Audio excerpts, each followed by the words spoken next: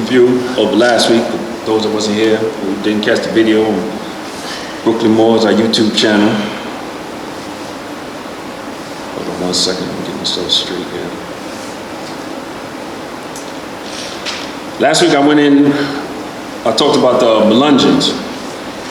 Those are a group of people who's from like the Appalachian Mountains or up in that area.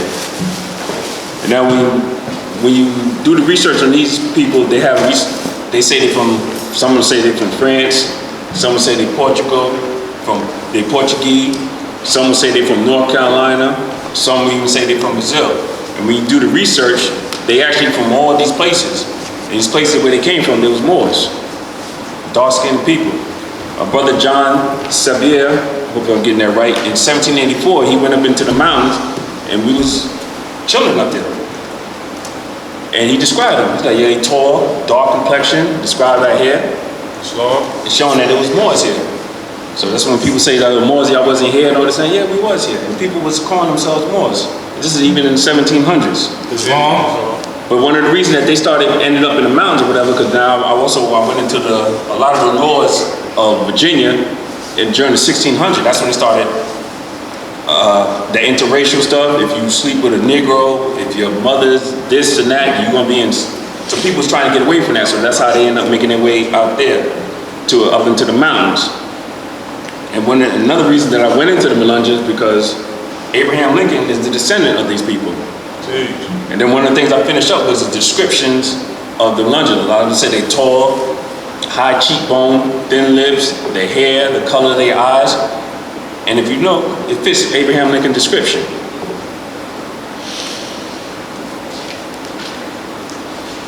So now this week I'm gonna go in a little bit more on Abraham Lincoln, because as we know, he was the president that stopped slavery in 1865. So now I wanted to do a little research. Like, was he doing it because, I'm descendant of these people, whatever? Was it just a political thing? Let's find out. This person we're going, Abraham Lincoln. He was born in 1809 in Kentucky to a Thomas and Nancy Hanks Lincoln. The family lived in Hartington County, Kentucky, south of the Ohio River, and moved across the river to southwestern Indiana. Now, I know, but the thing about it, when they said he was south of the Ohio River, that's what we'll get into later, that goes into the Northwest Ordinance. On the other side of the river, that's called free territory. Supposedly slavery wasn't allowed in this area. But this is where he was born, and of course, Kentucky, when you look at Hardin County, whatever, it's right up there by the Appalachian Mountains. That's long. Now the family, they moved about 1830. His father moved the family to central Illinois, where he lived until he became president of the United States in 1861. So now, of course, in 1830, now he was a young boy, the pops moved. And we're gonna get into a little bit further of why he actually moved. Kentucky recognized slavery from the earliest days of European settlement. In 1811, Hardin County, which he was born in, the population was about 7,500 and over 1,000 slaves.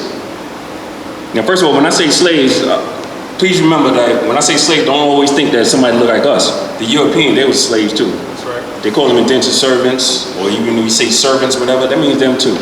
And they were slaves too. The state's first constitution, talking about Kentucky, in 1792, prohibited legislature from enacting laws for emancipation without the consent of the owners and full monetary compensation. Let me go into that again, because like I said, now Lincoln, he was the one that said he was going to free, he wanted to compensate. But right here, now we find out it was on the law of Kentucky, from where he came from in 1792. Now, what year, quick question, what year did the Bill of Rights, was it ratified? All right, it was December 15, 1771. So this wasn't some new idea. Now, once you go into the Bill of Rights or whatever, of course we go into, you got the Fifth Amendment. Because like I said, a lot of things that Lincoln did, of course, freeing us, whatever. Of course, coming up, where I was taught, I thought, yo, he was the one. He came up with this idea, let's free him, let's compensate him, and all this and that. But this is stuff that was going on throughout his lifetime. Fifth Amendment, just the last sentence. Excuse me. Oh, right.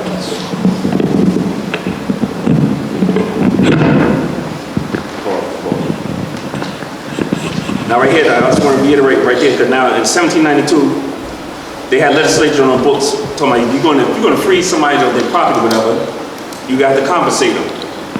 Fifth Amendment, towards the end it says, nor be deprived of life, liberty, or property without due process of law, nor shall private property be taken for public use without just compensation.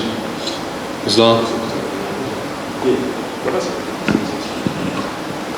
Oh, excuse me. That's why we got our brothers here to help out. It was ratified December 15, 1791. I said it wrong. Pardon me. Lost my train of thought there. But now right there, of course, now when they said the property, how you have to get paid or whatever, even though we was considered chattel property, even though you're a slave, servant, whatever, you was considered property. So pretty much right there, they put it on the books that if you can take a person's property, even their workers, their servants, you got to pay them. Islam.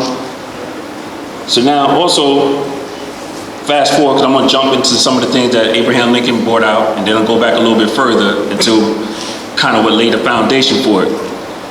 Now that was 1791 in Kentucky, so now we can fast forward a little bit to the initial Emancipation Proclamation, which came out on September 22nd, 1862. You have a copy? The initial Emancipation Proclamation.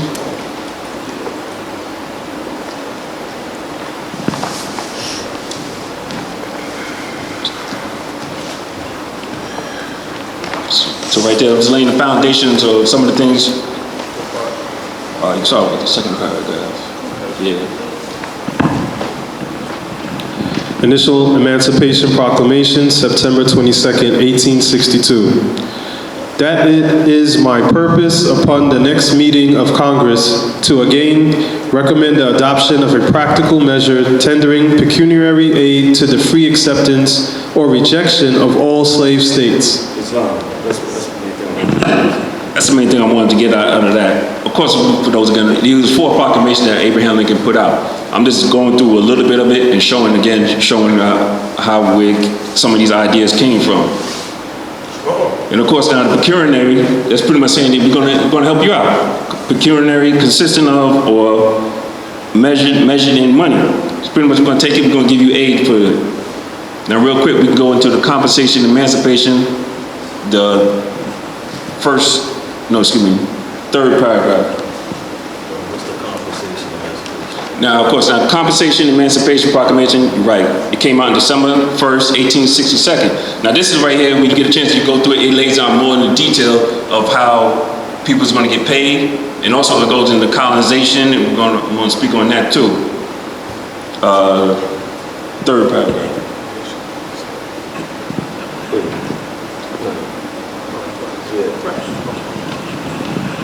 Compensated Emancipation Proclamation, December 1st, 1862. In accordance with the purpose in the second paragraph of that paper, I now respectfully recall your attention to what may be called compensated emancipation.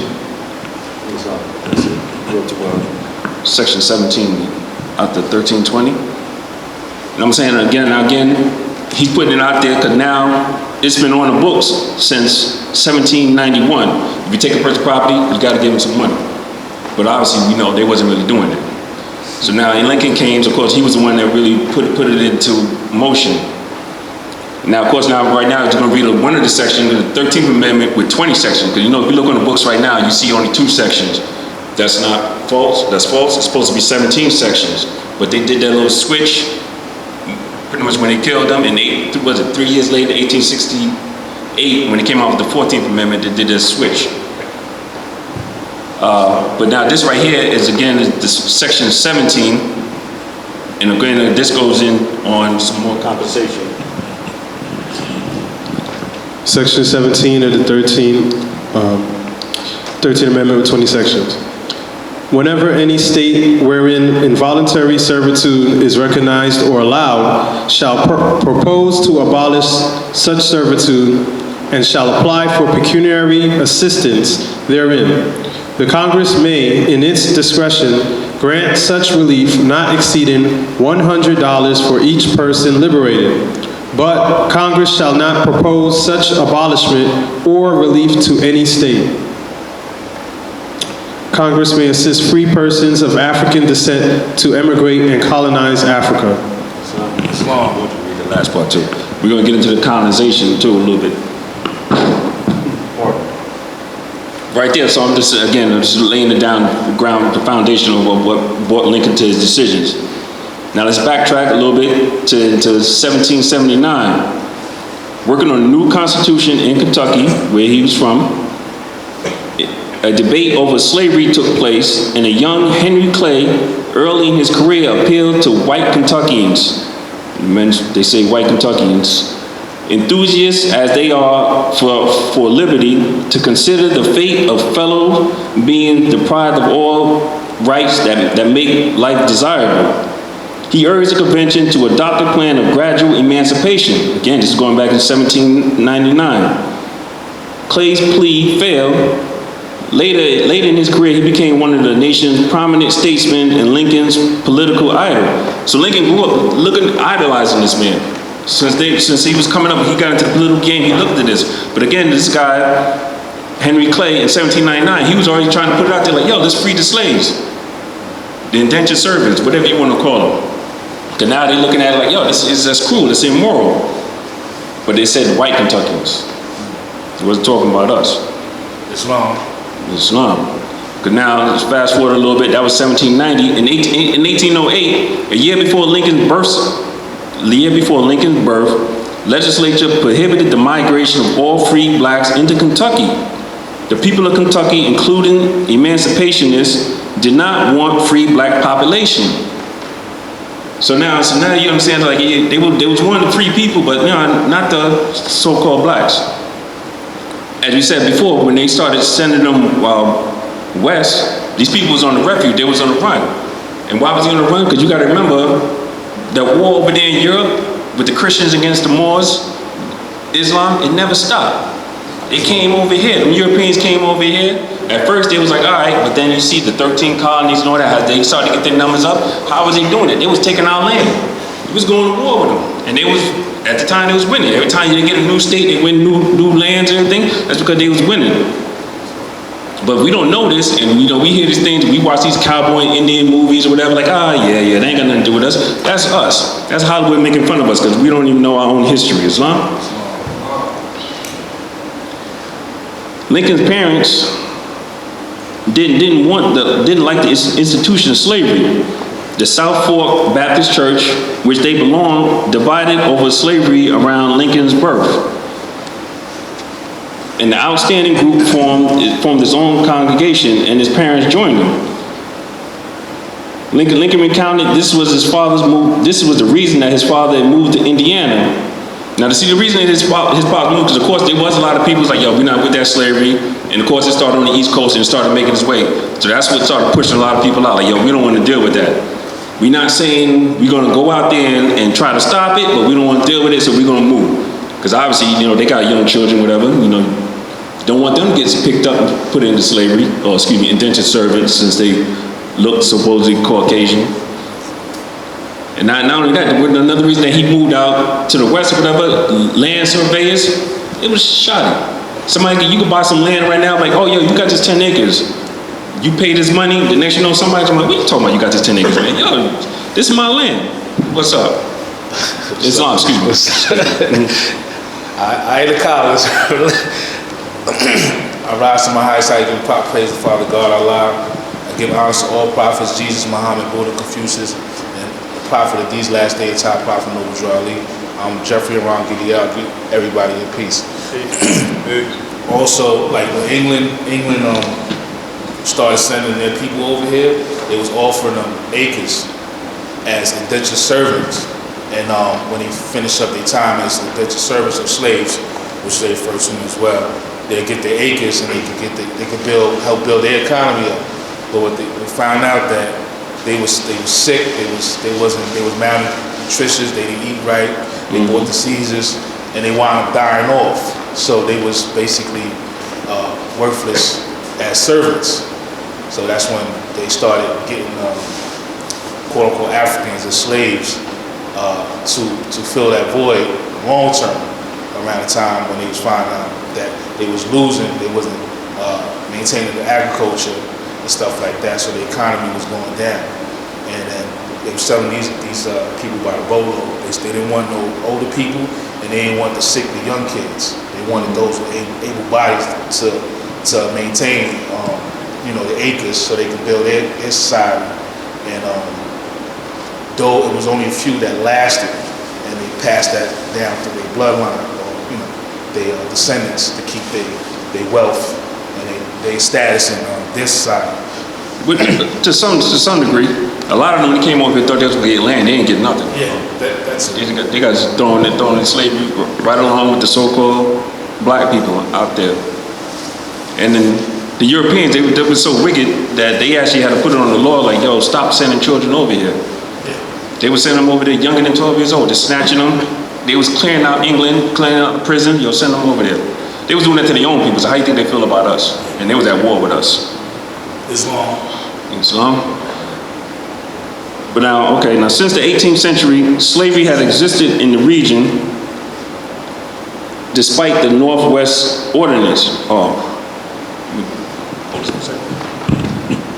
Now, Northwest Ordinance, this is basically, some of it is what the 13th Amendment was based on. That's right. 13th Amendment with 2 sections was based off of. See, here we deal with the law and we deal with the history, because by studying this stuff, this is how we get free. I mean, it's cool to come here and it's cool to come here, we look dressed up and all this and that, but yo, we not just about this, we about hitting the streets and making action. Now, if you can't go to no politician, or you can't ask nothing of the government, if you don't know your own history, you don't know nothing about the politics or how things work. Islam? So now we can go there, once we understand our own history and we can break this down, and now we can step to them in unified fashion, we can get something. Islam? Because we're not about just, what they say, it's not no social club. Even though we come here, this is great, but this is just a beginning of what it is. Back to what I was saying now, since the 18th century, slavery had existed in the region, and despite the Northwest Ordinance, its death was long coming.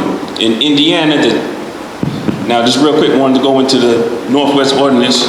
You can just read that part, what it is. Now this is the Northwest Ordinance, this came out in 1787. And of course, this was based on the 13th Amendment with 2 sections.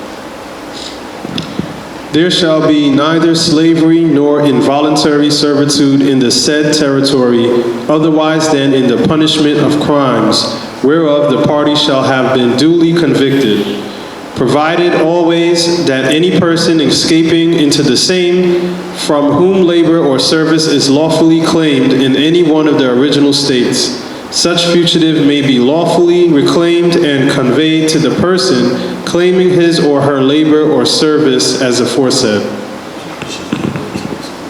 Yeah. Exactly. You got the 13 too?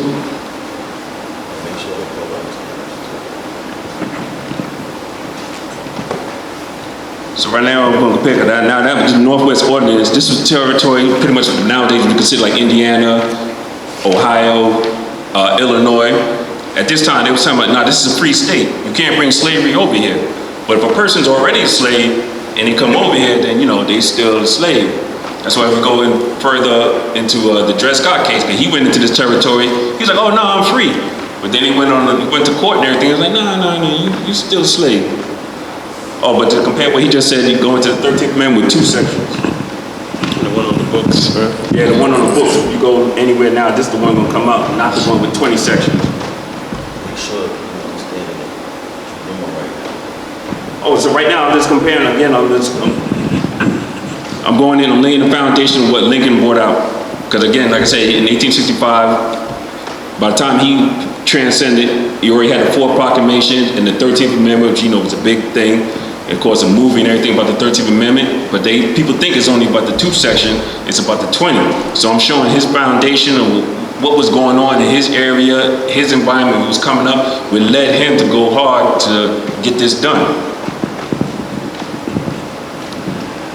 13th Amendment with 2 sections.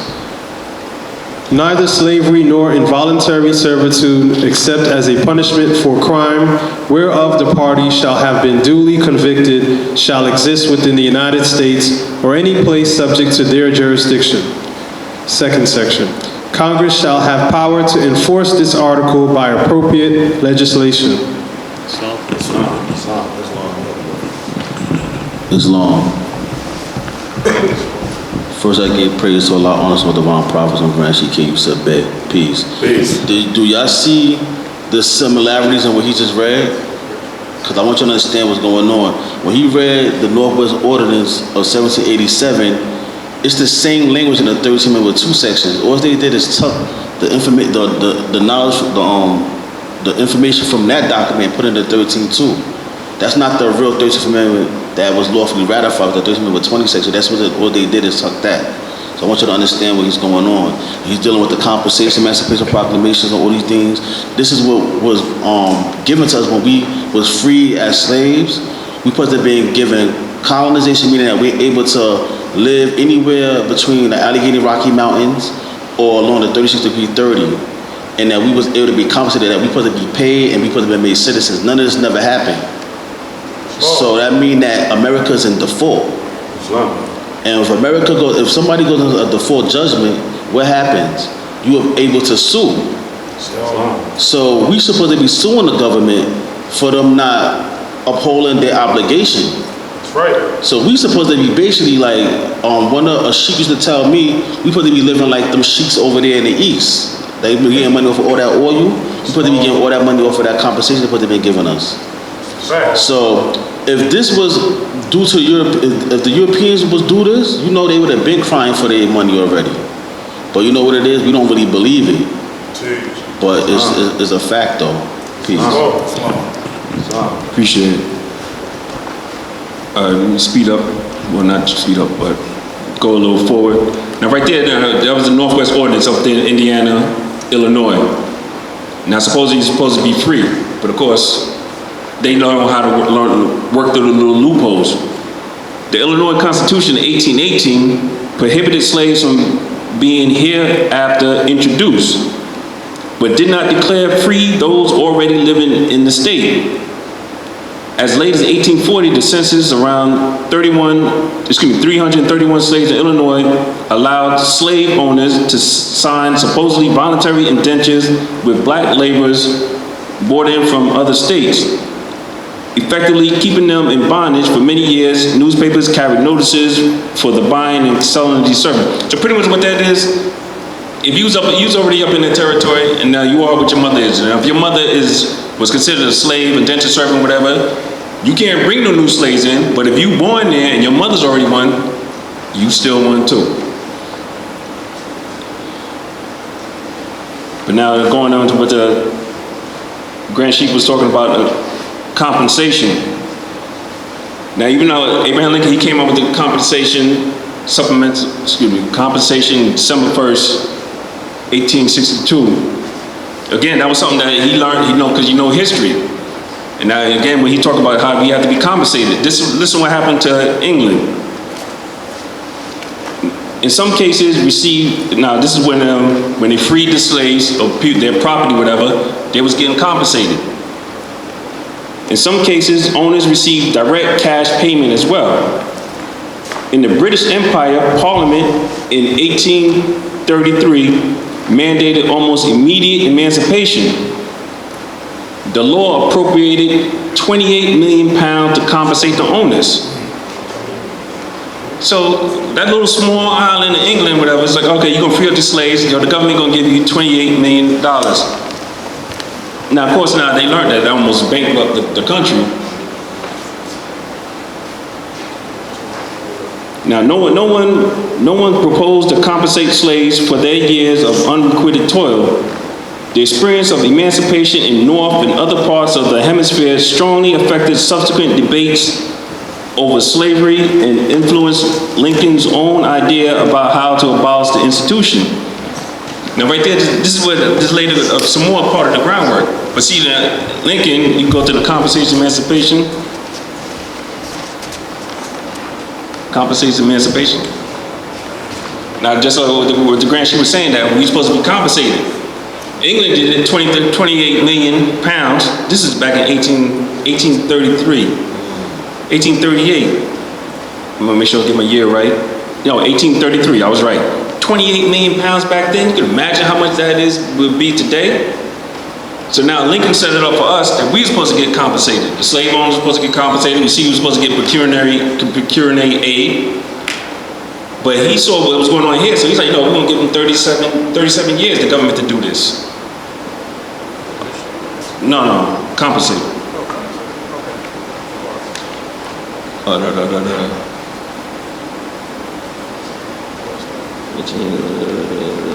Hold on, wait a minute. Islam, Sheik. Islam. So, What is it?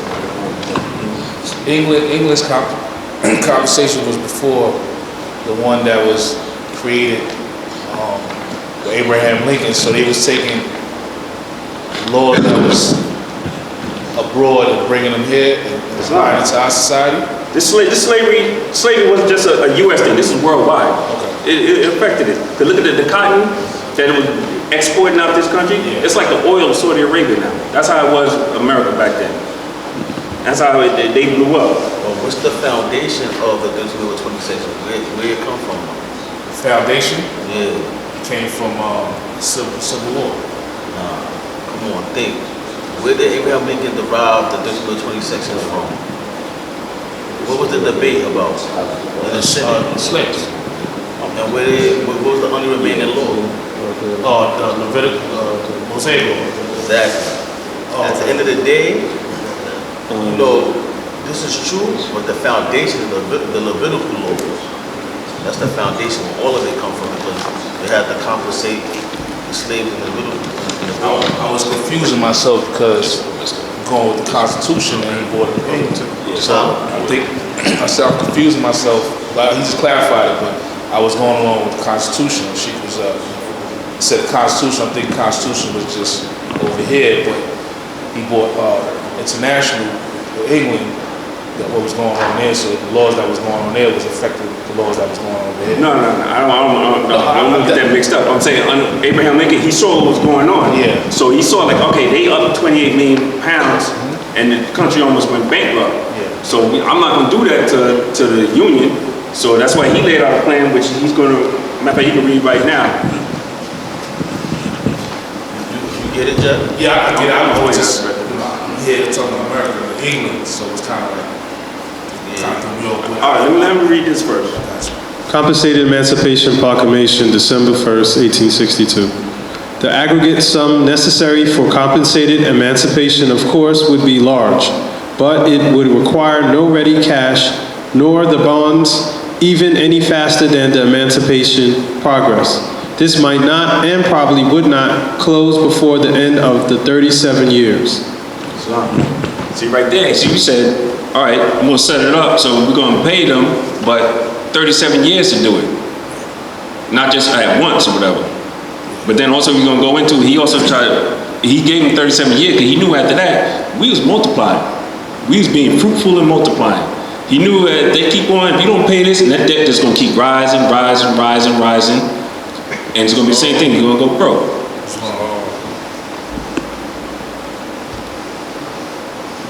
You understand? That makes more sense?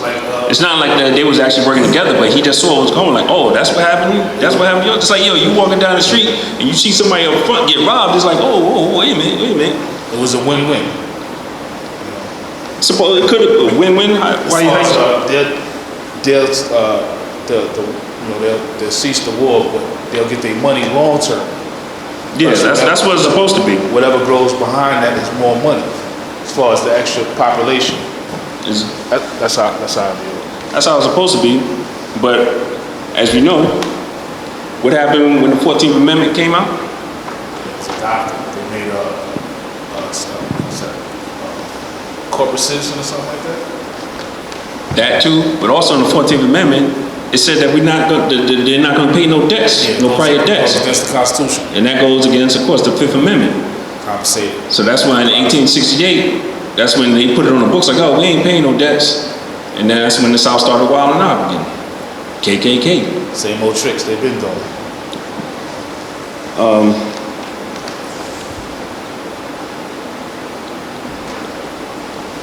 Now, of course, okay, we're talking about the 13th Amendment. Again, now, even prior to that, of course, at the time, we wasn't supposed to vote. But again, that was nothing new. Because at the first, the northern states allowed black men to vote if they could meet existing property qualifications. But beginning in Ohio in 1803, every state entered the Union with the single exception of Maine, 1822. I don't want to bore you with that. The reason here now, that around this time, whatever, you have to have property. If you ain't got no property, whatever, you can't really go out and vote. There was a brother who went out to Illinois back in the early 1800s. He took like over 100 of his slaves, because he's from Virginia. You know, Virginia had it going. Took like over 100 slaves over there in Virginia. He set them free, and he gave them each like 150 acres. So who you think got elected the next go around? Yeah, the numbers. He freed them, so of course these people is happy, so they elected him, so he got in there. But now, of course, you know, it's on books or whatever. I saw, yo, if they don't have no property, they can't vote. Let's go move a little bit forward to the compensation.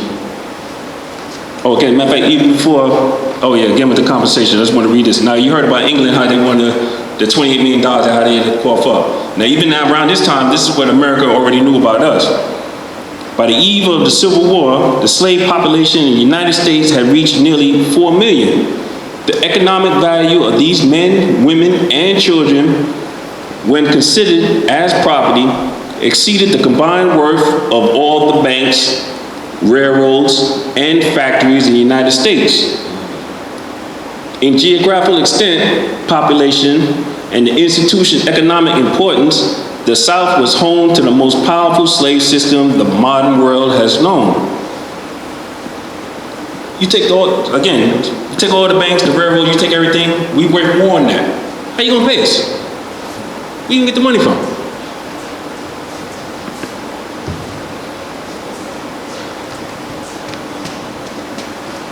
But again, of course, between 1790 and 1830, dozens of proposals for gradual compensated emancipation came before Congress. And again, like I said, you know, Lincoln, he was the one that got it done. But again, between 1790 and 1830, it was on there. They was fighting for it. They was trying to do it. But Lincoln was the only one that got it done. Now let's go in a little bit into the colonization. Because of course, you remember the 13th Amendment was 17 sections at the bottom. The last thing it said that we're supposed to colonize these people. 20. Number 17. 17 sections? Out of 13. 20 sections, but 13th Amendment with 20 sections, section 17, pardon me, I said it wrong. 13th Amendment with 20 sections, but section 17. The last part that he read that was going to colonize these people, descendants of Africans.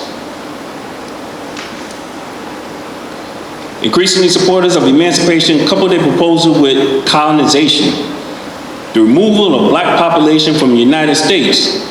Until around 1830, most organized anti-slavery activism, at least among the Americans, took place under this rubric, which is a tradition or custom.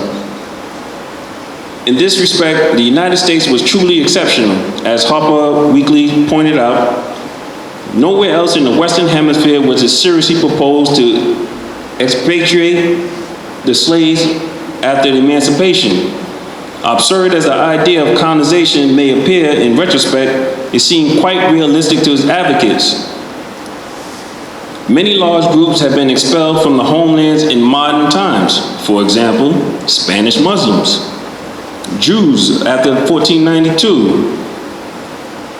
Virtually the entire Indian population east of the Mississippi had been removed to the west by 1840. Yeah.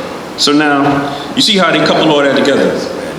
Spanish Muslims, the Jews of 1492, and the Indian population over here on the East Coast, they pushed them all out west by the 1840. It's all the same people. It's all the same people. Like I said, the war continued. They came over here, they got up them boats. At first they lay low, whatever. They give us that story, trying to be nice about that story about Thanksgiving and all this. And, they came over here and wild out. And the war was still on. All right? And now, of course, I was going into the colonization. Also, we spoke about that. It's on page 73. I think I got something highlighted. Yeah, it's on. And again, this is something that Abraham Lincoln put out. Because the same thing, he said, let's get them paid, let's colonize them. And here's something that he put into the documentation. Islam. It does not oblige, but merely authorize Congress to aid in colonizing such as may consent.